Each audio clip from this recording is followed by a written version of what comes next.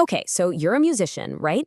And you know the struggle. Trying to turn that thing you love, your art, into something that actually, pays the bills. It can feel like a total maze.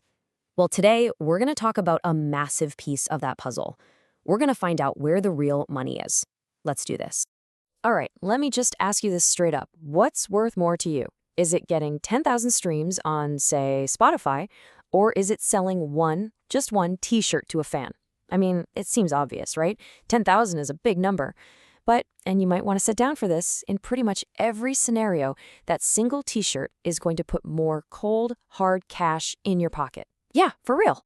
And that right there, that's the core idea of this whole thing. If there's one thing you take away today, it's this.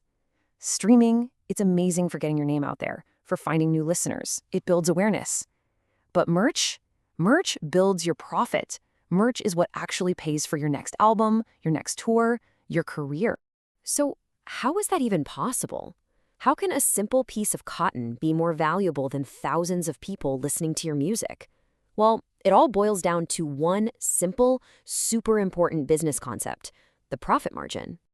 Don't worry, this isn't going to be a boring business class.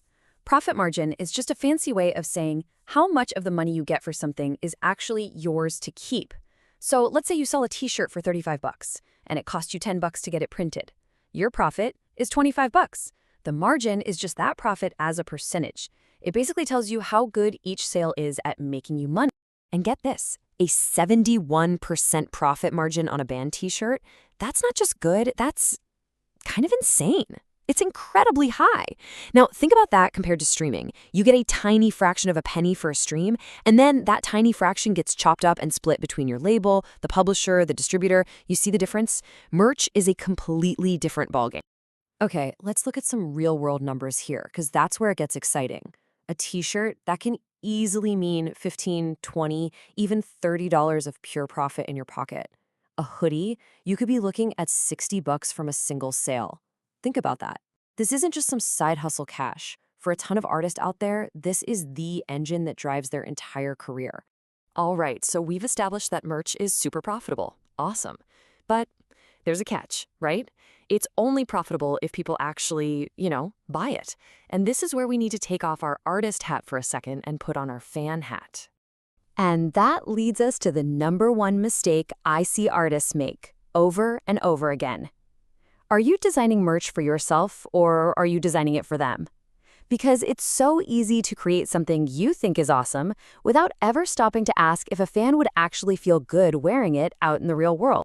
See, to really nail this, you gotta understand the psychology behind why someone buys a t-shirt. It's not just about your logo. Number one, it has to look cool. Like, would they wear it even if they didn't know the band? But it's deeper than that. It's a signal of who they are. It says, I'm part of this tribe. It connects them to a memory, like a concert. And oh man, if you make it feel limited or special, that desire to own a piece of it just goes through the roof. So where do you even begin with all this? The key is, don't overthink it. Seriously. The numbers don't lie, and they show that a handful of items sell way better than anything else. T-shirts and hoodies, that's your bread and butter. You have to have those. Then things like hats, beanies, tote bags, and of course, stickers and posters. Those are perfect for fans who maybe can't drop $50 on a hoodie but still really want to support you. Okay, so you've got a cool design on a quality hoodie. Great start. But having boxes of merch sitting in your garage isn't the goal, right? You got to turn that inventory into income, and that takes a real strategy. So let's talk tactics, the stuff that actually works. First up, pricing. This is a big one. So many artists are scared to charge what their stuff is actually worth. But you have to remember this: price signals value. If you make a really nice, well-designed hoodie and sell it for only $25, you're basically telling people it's cheap, it's low quality. Charging a premium price for a premium product doesn't push people away. It actually makes them want it more. Next up, bundles. This is like the easiest trick in the book to make more money per customer.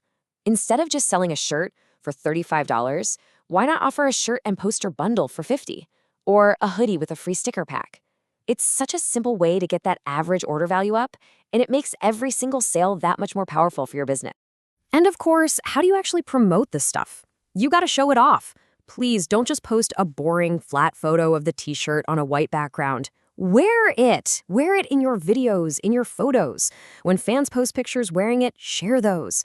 Hype up a limited edition drop to create some urgency. Tell people the story behind the design.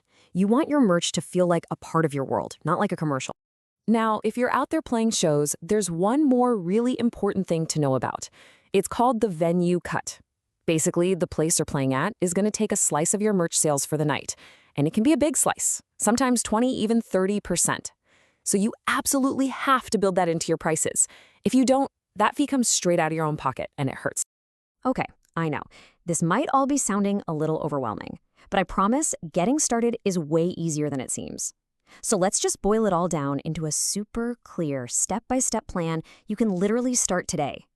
Here it is, your 6-step plan to launch your merch. Step 1, keep it simple. Start with just 2 items, like a t-shirt and a hoodie. Step 2, make a design that's clean and that people would actually want to wear.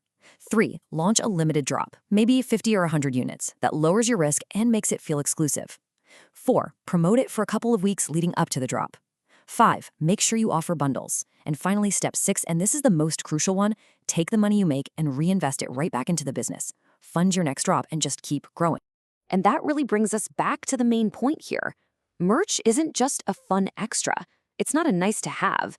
It is your path to becoming a financially independent artist. It's the one system you have total control over. The margins are high, you get paid right away, and that money gives you the freedom to keep doing what you love, making music. At the end of the day, it's so much more than a logo on a t-shirt. It's a physical connection to your fans. It's a banner for your community. And it's one of the most powerful business tools you'll ever have as an artist. So I guess the only question left to ask is, are you ready to start running it like one?